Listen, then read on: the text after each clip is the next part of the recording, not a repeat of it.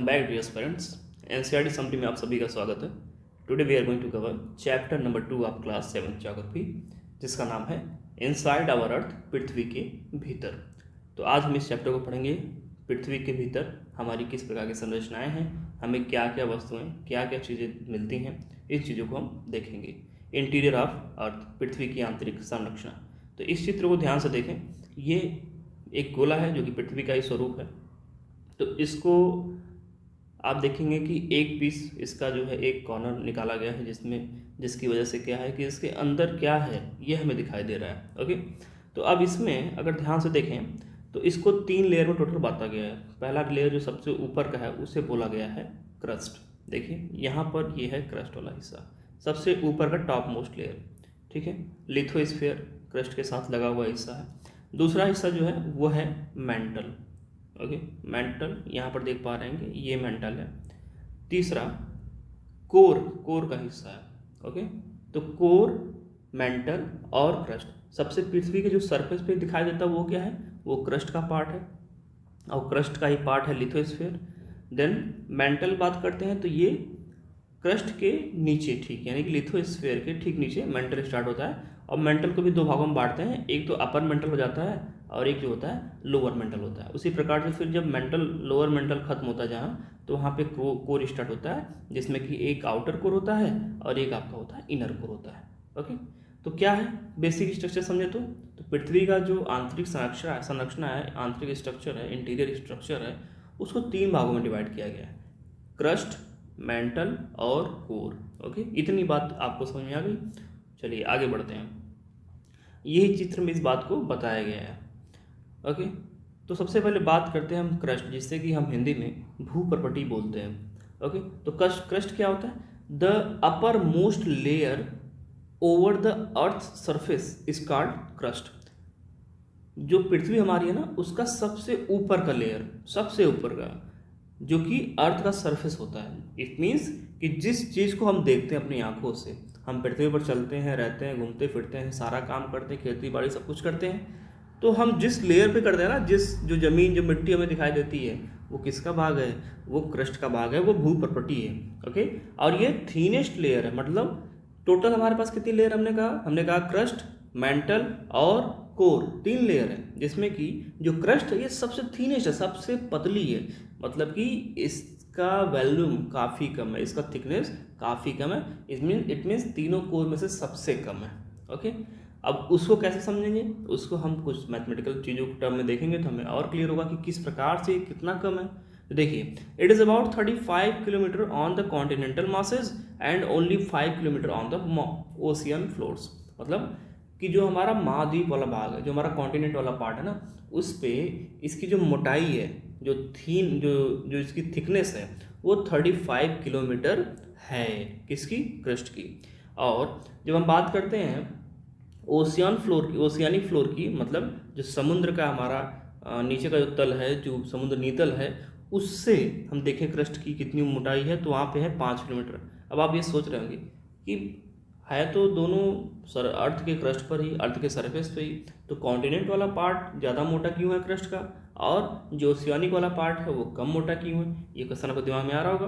आ रहा है तो बहुत अच्छी बात है। इस क्वेश्चन का हम सोल्यूशन देख लेते हैं। देखिए, अब ध्यान से चित्र को देखिए। ये भी चित्र एनसीईआरटी से ही उठाया गया। अब देखिए, इस चित्र में अगर आप ध्यान देंगे तो ये देखिए हिस्सा है आपका, ये क्रस्ट वाला हिस्सा है। ओके, ये क्रस्ट का हिस्सा है। अब यहाँ पे देखिए लिखा गया ओशियानिक क्रस्ट। लेकिन जब आप इधर आएंगे, महाद्वीप की तरफ आएंगे, कॉन्टिनेंट की तरफ आएंगे, तो देखेंगे ये हिस्सा कितना चौड़ा हो गया। देखिए, एक तो ऊपर, पहली बात तो सरफेस से ऊपर इतना हिस्सा निकला हुआ है, तो इसकी मोटाई तो गिनी जाएगी। देन उसके नीचे भी हिस्सा, ये नीचे तक गिना जाएगा। तो ये दोनों आपस में जब कंबाइंड हो जाते हैं तो 35 किलोमीटर अप्रॉक्सीमेटली ये क्या करते हैं, आपस में सम अप करते हैं। तो इस वजह से जो कॉन्टिनेंट वाला पार्ट है वो काफ़ी ज़्यादा मोटा होता है। और ओशियानिक क्रस्ट में पहले तो सरफेस पे ओशियन है, फिर गहराई तक अब जाएंगे नीचे ओशियन तक, ओशियन के नीतल तक पहुंचेंगे। उसके बाद वहाँ से ज़्यादा मोटा नहीं रह जाता है क्रस्ट। ओके, फिर लिथोस्फीयर आपका आ जाता है, लिथोस्फीयर वाला हिस्सा। तो ये है, इस वजह से जो है ओशियानिक क्रस्ट जो है वो पतला होता है, और जो कॉन्टिनेंटल क्रस्ट होता है वो थिक होता है, मोटा होता है। ओके, क्योंकि इस पर जो ओशियन सरफेस है उसके ऊपर भी यहाँ पर हमें क्या मिलता है, लैंडफॉर्म मिलता है। कहाँ पे, कॉन्टिनेंट वाले पार्ट में। ओके, तो इस चित्र के माध्यम से आपको ये बात क्लियर हो गई होगी।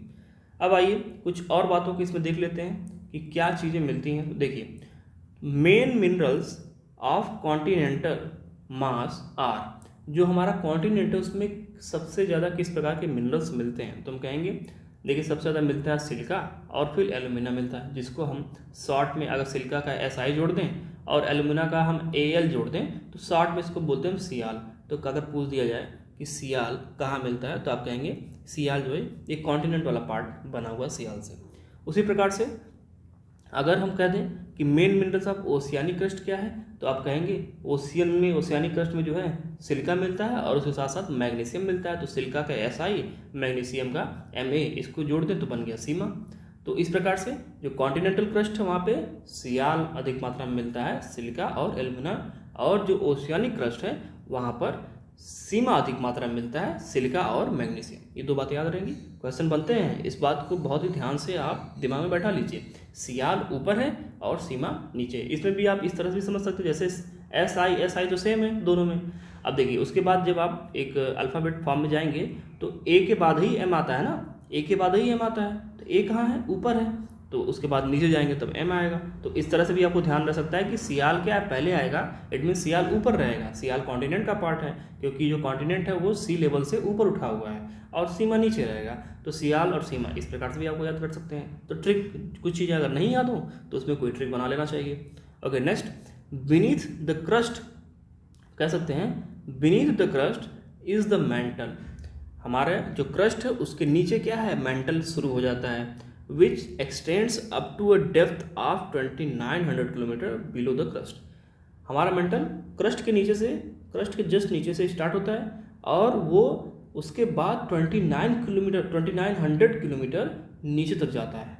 मतलब अगर ये यहाँ पर क्रस्ट खत्म होता है तो यहाँ से मेंटल शुरू होगा और ये टोटल 2900 किलोमीटर नीचे तक जाता है। मतलब कितना ज़्यादा ये फैला, सोचिए कि केवल 2900 किलोमीटर तक ये फैला हुआ है मेंटल ही मेंटल। और ये क्रस्ट जो है उसके चूँकि गोल फॉर्म में है, टोटल स्फेरिकल फॉर्म में है, तो ये चारों तरफ से ये 2900 किलोमीटर की डिस्टेंस कवर किए हैं। तो काफ़ी बड़ा है मेंटल वाला पार्ट हमारा। ओके, उसके बाद the inner most layer is the core.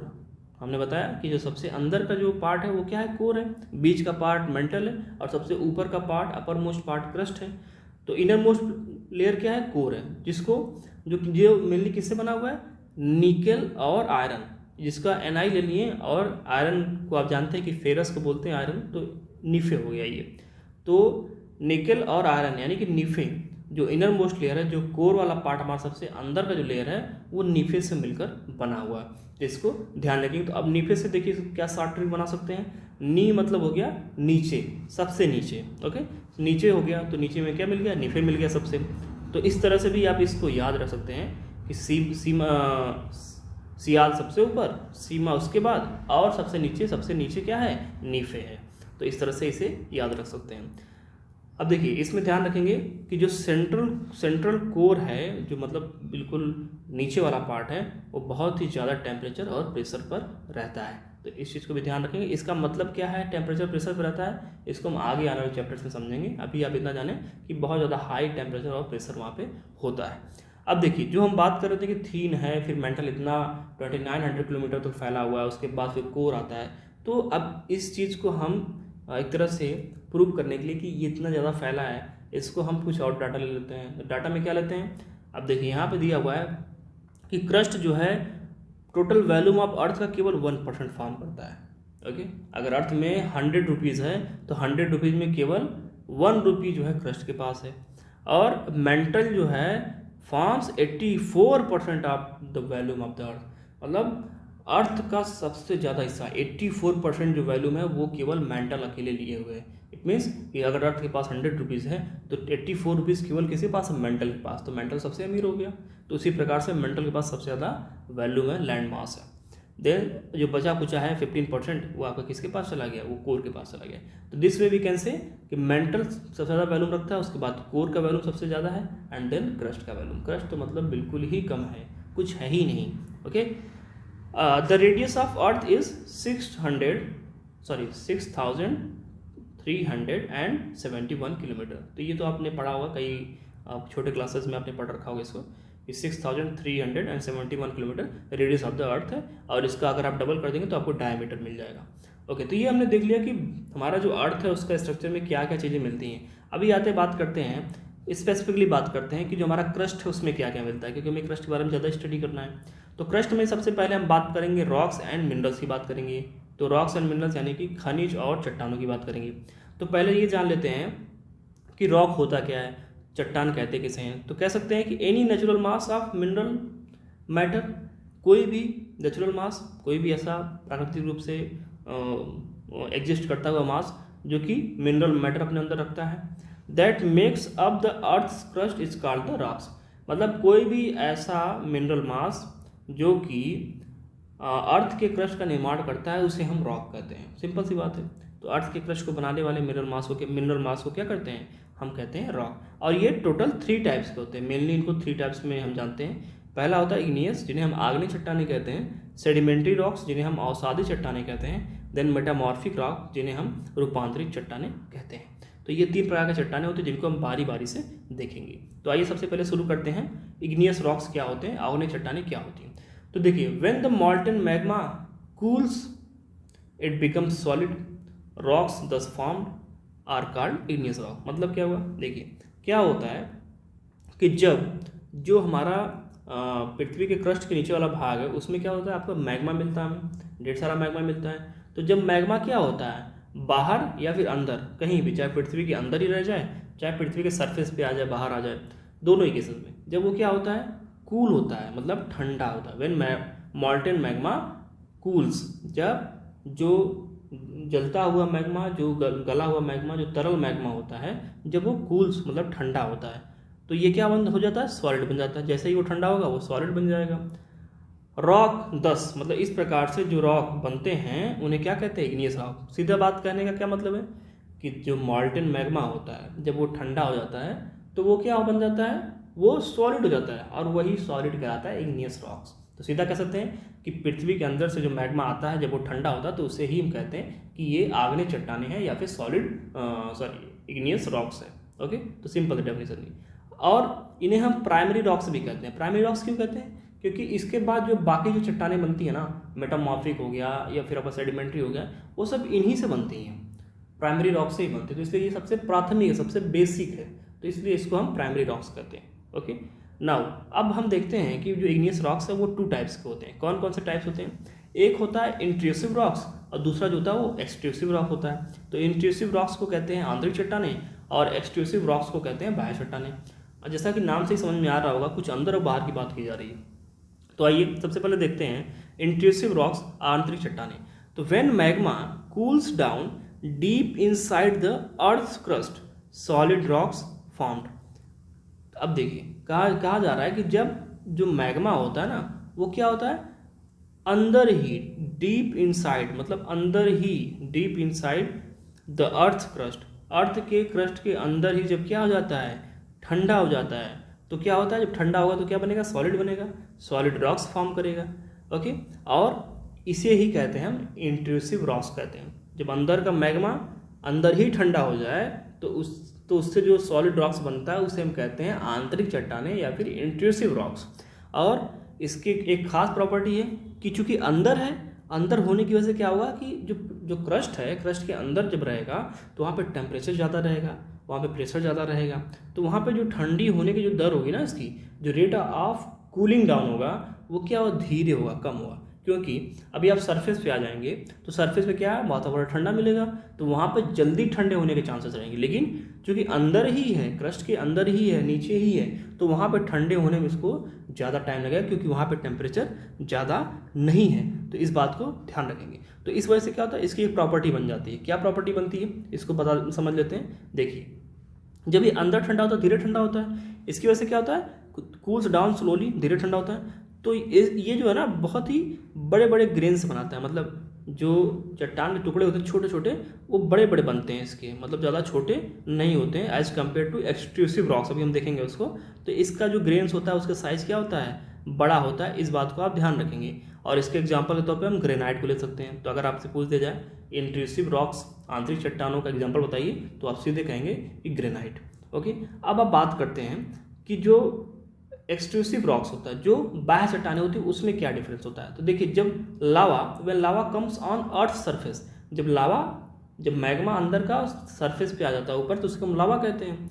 तो जब लावा सरफेस पे आ जाता है, देन कूल्स डाउन रैपिडली, बहुत तेजी से ठंडा होता है, एंड बिकम्स सॉलिड, और फिर कठोर बन जाता है, सॉलिड बन जाता है, एक चट्टान का फॉर्म ले लेता है। तो एक्सट्रूसिव में क्या होता है, मैग्मा जो है, तरल मैग्मा जैसे ही सरफेस पे आता है उसको हम लावा कहते हैं, और लावा बहुत तेज़ी से ठंडा होता है, और जिसकी वजह से फिर क्या होता है, तुरंत वो सॉलिड बनता है। जब ये तेज़ी से ठंडा होता है तो ये बहुत ही वेरी फाइन ग्रेन्ड स्ट्रक्चर, बहुत छोटे छोटे ये ग्रेन साइज में बनाते हैं। तो ये एक डिफरेंस आपको ध्यान रखना है। एग्जाम्स में क्वेश्चन आते हैं तो वहाँ पे आपको बताएगा एक्सट्रूसिव रॉक्स के बारे में, लेकिन उसमें एक प्रॉपर्टी डाल देगा कि वेरी लार्ज ग्रेन से फॉर्म करते हैं, मतलब इनका दाना जो है वो बहुत ही बड़ा बड़ा होता है। तो वहीं पर आप गलती कर देंगे। तो इस बात को ध्यान रखेंगे कि इसका दाना एक्सट्रूसिव रॉक्स का छोटा होता है, और जो इंट्रूसिव रॉक्स होता है उसका दाना बड़ा होता है। एग्जाम्पल की बात करें तो बेसाल्ट जो है ये एक्सट्रूसिव रॉक्स का फॉर्म है, मतलब बेसाल्ट जो बनता है वो बाह्य चट्टानों की वजह से बनता है। बाह्य जो आग्नेय चट्टानें आपकी उसकी वजह से बनता है। और इसका एग्जांपल और देखें तो डेक्कन प्लेटिया, जो हमारा दक्कन का पठार है, ये बेसाल्ट रॉक से ही बना हुआ है। तो अगर एग्जांपल पूछ देगा कभी क्वेश्चन में कि डेक्कन का पठार किससे बना हुआ है, क्या ग्रेनाइट से बना है या बेसाल्ट, तो आप कहेंगे बेसाल्ट से बना हुआ है। तो आई होप कि आपको ये इंट्रूसिव और एक्सट्रूसिव रॉक्स के बारे में एकदम अच्छे से समझ में आ गया होगा। मैंने पूरे तरीके से प्रयास किया कि आपको बिल्कुल अच्छे तरीके से समझ में आ जाए ना। अब देखिए फॉसिल्स की बात करते हैं। फॉसिल्स क्या है, इसकी बात हम यहाँ पे क्यों कर रहे हैं, अभी आप समझ जाएंगे। पहली बात तो आप ये जान लें कि फॉसिल्स होते क्या हैं। Fossils are not found in igneous rocks. पहले आपको जानना है कि जो फॉसिल्स होते हैं, जिसे हिंदी में हम जीवाश्म कहते हैं, क्या कहते हैं, जीवाश्म कहते हैं। तो जो लोग हिंदी में पढ़ते हैं उनको भी कोई प्रॉब्लम नहीं आनी चाहिए। Fossils are not found in igneous rocks. Question बनता है उसमें एक ऑप्शन दिया जाता है कि इग्नियस रॉक्स में फॉसिल्स मिलते हैं, जो कि गलत होता है।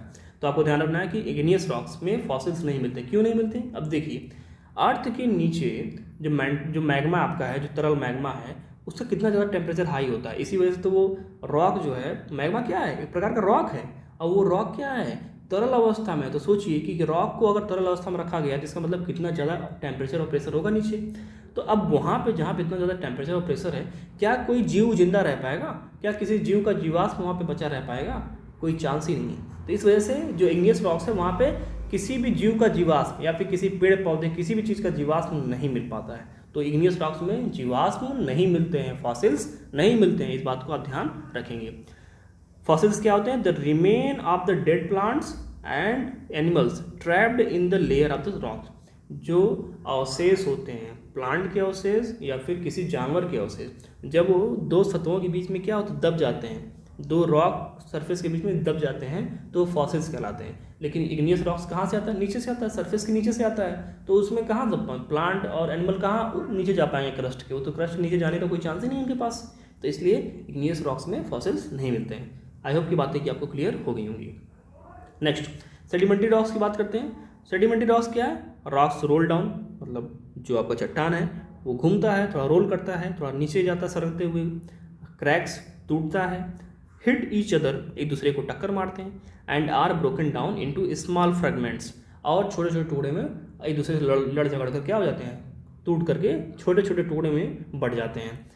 अब these smaller particles are called sediments. अब ये जो रॉक का टूट फूट करके एक दूसरे से लड़ झगड़ कर गिर पड़ के जो छोटा छोटा टुकड़ा बन जा रहा है ना रॉक का, ये छोटे छोटे टुकड़े ही क्या कहलाते हैं, सेडिमेंट्स कहलाते हैं, अवसाद कहलाते हैं। क्या कहलाते हैं, अवसाद। अब जब इन अवसाद को ट्रांसपोर्ट किया जाता है किसी जगह पर और फिर से डिपॉजिट कर दिया जाता है बाय विंड, एयर, वाटर, तो हमने क्या कहा कि जो रॉक होता है, रॉक मतलब इग्नियस रॉक की बात कर रहे हैं, इग्नियस रॉक गिरता पड़ता है, क्रैक हो जाता है, एक दूसरे से लड़ते हैं और फिर टूट जाते हैं, छोटे छोटे टुकड़ों में बढ़ जाते हैं, तो इनको हम कहते हैं सेडिमेंट्स कहते हैं। तो फिर ये सेडिमेंट्स क्या होते हैं, एक जगह से दूसरी जगह पर लेकर जाए जाते हैं, किनके द्वारा, विंड के द्वारा लेके जाए जा सकते हैं, एयर के द्वारा लेकर जाए जा सकते हैं, और वाटर के द्वारा भी। तो विंड, एयर, वाटर ये क्या है, एक तरह से ये ट्रांसपोर्टेशन एजेंट है, तो इनके द्वारा लेकर जाए जाते हैं किसी एक जगह से दूसरी जगह पर और कहीं पर डिपॉजिट कर दिए जाते हैं, निक्षेपित कर दिए जाते हैं। तो जब ये ऐसा होता है तो इस प्रकार से जो सेडिमेंट्स हैं, दीज सेडिमेंट्स आर कंप्रेस्ड, दबाव पड़ता है इनका, फिर harden to form layer of rocks, जिसकी वजह से फिर क्या होता है, ये मजबूत होते हैं, कठोर होते हैं और फिर ये एक रॉक का लेयर बनाते हैं जिसको कहते हैं सेडिमेंट्री रॉक्स। अभी इसको अब मैं दूसरे तरीके से आपको समझाने का प्रयास करूँगा जो कि आपको ज़्यादा बेटर समझ में आएगा। अब ध्यान से देखिए, चित्र को ध्यान से समझना है, जो चीज़ हम यहाँ पे देखने वाले हैं। अब मान लीजिए कि ये है इग्नियस रॉक्स, इतना बड़ा इग्नियस रॉक्स है, ओके।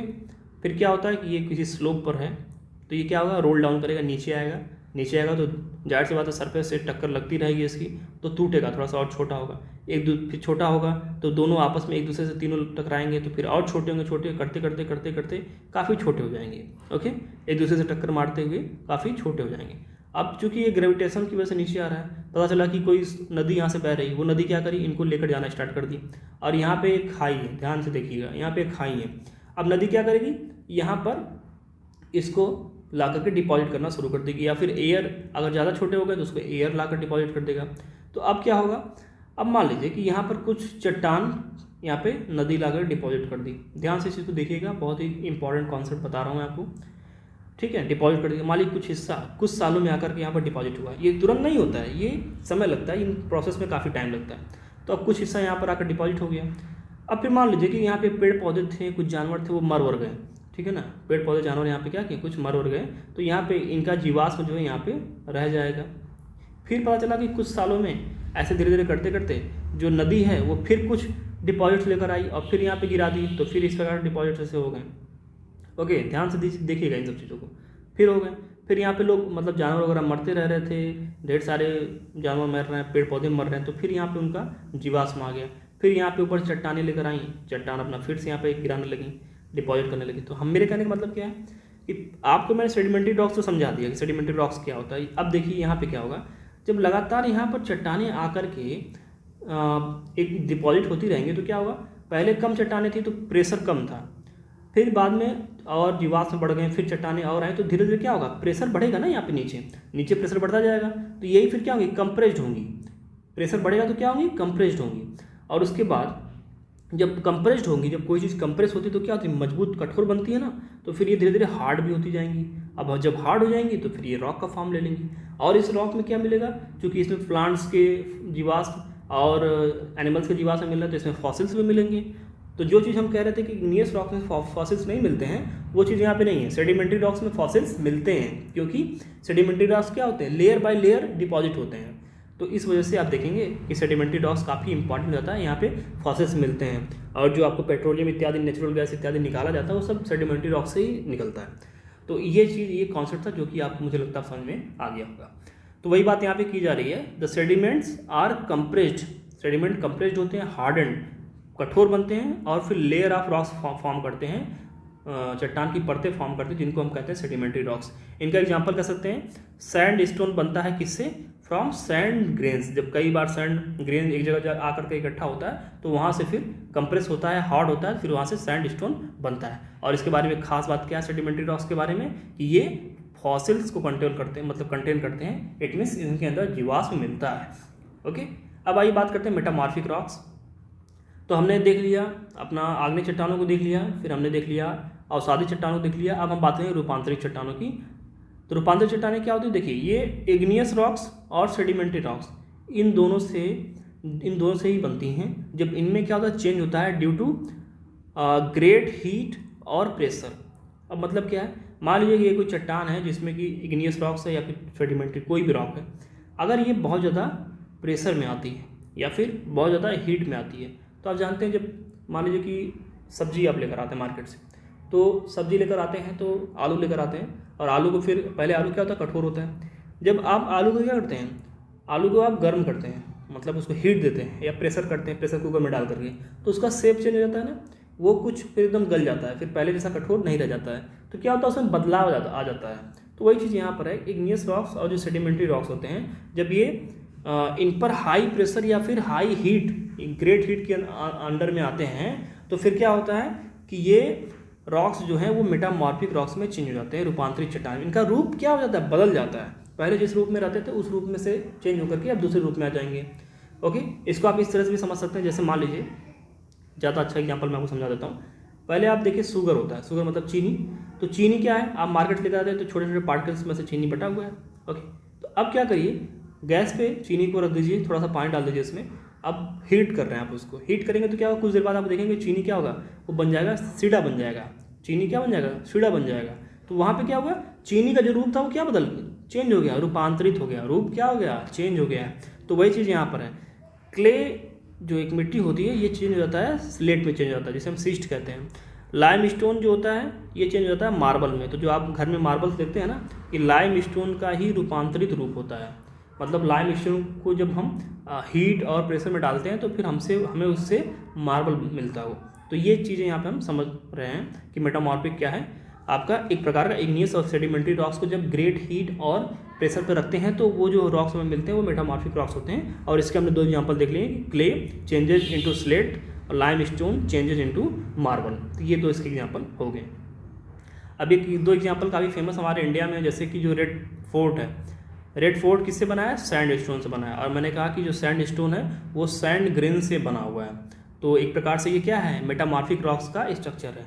उसी प्रकार से आप देखेंगे जो ताजमहल है ये वाइट मार्बल का बना है, और हमने कहा कि जो मार्बल है वो किससे बनता है, लाइम स्टोन से बनता है। तो इस प्रकार से जो ताजमहल ये भी किस रॉक से बना हुआ है, तो ये भी मेटामॉर्फिक रॉक से बना हुआ है। आई होप कि आपको चीज़ें समझ में आ गई होंगी। अब ये छोटा सा चीज़ और देख लेते हैं, इस चैप्टर में थोड़ा बड़ा हो गया है लेकिन पेशेंस रखिए क्योंकि समझाने वाला चैप्टर था। रॉक साइकिल की बात करते हैं। रॉक साइकिल क्या, चट्टान का चक्र क्या होता है। चट्टान का चक्र जैसा कि नाम से समझ में आ रहा है कि यहाँ पर क्या होगा, चट्टान पहले किसी फॉर्म में होगा, फिर टूटेगा फूटेगा, फिर वो किसी दूसरे फॉर्म में बनेगा, फिर टूटेगा फूटेगा और फिर वापस अपने ओरिजिनल फॉर्म में आ जाएगा। चक्र का मतलब यही होता है, साइकिल का मतलब यही होता है कि जहाँ से शुरू होता है फिर वापस वहीं पे आ जाता है। तो आइए देखिए, the process of transformation of rocks from one form to another form. जब रॉक का एक फॉर्म से दूसरे फॉर्म में ट्रांसफॉर्मेशन करते हैं तो उसे हम कहते हैं कि ये क्या है, रॉक साइकिल है। अब इस चित्र को आप ध्यान से देखें, आपको चीज़ें समझ में आ जाएंगी। अब देखिए, ये रहा वल्केनो। वल्केनो की वजह से क्या होगा कि यहाँ से इग्नियस रॉक्स निकलते हैं। तो इग्नियस रॉक्स निकला कुछ ऐसा दिख रहा है। ओके, ढेर सारा मिनरल्स इसमें है। उसके बाद अब ये टूटते फूटते हैं कई सारे एजेंट्स के माध्यम से, विंड के माध्यम से, एयर के माध्यम से, विंड हो गया, आपका वाटर हो गया, तो इनके माध्यम से टूटते फूटते हैं, फिर ये सेडिमेंट्स में कन्वर्ट होते हैं। ओके, फिर ये कहीं पर जाकर निक्षेपित हो जाते हैं, एक जगह से दूसरी जगह पर ट्रांसपोर्ट किए जाते हैं, फिर वहाँ पे सेडिमेंट्री रॉक्स बनते हैं। यहाँ तक का प्रोसेस मैंने अच्छे से समझाया था आपको। फिर सेडिमेंट्री रॉक्स को जब हाई प्रेशर और टेम्परेचर पर रखते हैं तो इनका रूप क्या होता है, चेंज हो जाता है, तो फिर ये बनते हैं मेटामॉर्फिक रॉक्स। ओके, और फिर जब ये मेटामॉर्फिक रॉक्स धीरे धीरे क्या होता है, बहुत ही नीचे चला जाता है, प्रेशर और टेम्परेचर के माध्यम से ये काफ़ी ज़्यादा प्रेशर में आ जाता है, काफ़ी टेम्परेचर में आता है। जब ये अर्थ के क्रस्ट में फिर धीरे धीरे नीचे दबता चला जाता है तो फिर क्या होता है, यहाँ पर जहाँ पे इसको ज़्यादा प्रेशर और टेम्परेचर मिलता है तो फिर ये मॉल्टन हो जाता है, मतलब कि तरल पार्ट में कन्वर्ट हो जाता है, तरल बन जाता है बिल्कुल। और जब तरल ये बनेगा तो फिर से ये क्या हो जाएगा, मैग्मा का फॉर्म ले लेगा। और फिर से ये क्या होगा, जब भी ज्वालामुखी विस्फोट होगा तो ये मैग्मा फिर सरफेस पे आपका आ जाएगा। तो एक प्रकार से जो ज्वालामुखी से निकला हुआ था फिर वापस वो ज्वालामुखी में आ जाएगा, फिर ज्वालामुखी से निकलेगा फिर वापस आ जाएगा। तो इस प्रकार से जो रॉक का एक साइकिल बनता है ना, इसे कहते हैं रॉक साइकिल। तो ध्यान रखेंगे कि जहाँ से रॉक पैदा होता है फिर वापस वहीं पे चला जाता है, जिस प्रकार से जहाँ से इंसान पैदा होता है वापस वहीं पे चला जाता है। तो इस चीज़ को हमने देख लिया। तो डियर स्टूडेंट, ये रहा हमारा चैप्टर नंबर कौन सा चैप्टर हमारा है, उसे क्लास 7 का चैप्टर नंबर 1। तो इस चीज़ को हमने अच्छे से कवर कर लिया है। चैप्टर नंबर 2 है, एक्चुअली चैप्टर नंबर 2 है, तो इसको हमने अच्छे से कवर कर लिया है। चैप्टर का नाम ही भूल जा रहा है। तो डियर स्टूडेंट, ये रहा हमारा आज का वीडियो। आई होप कि आपको वीडियो पसंद आएगा। इसके बाद मिलते हैं अपने अगले वीडियो में, तब तक के लिए नमस्कार।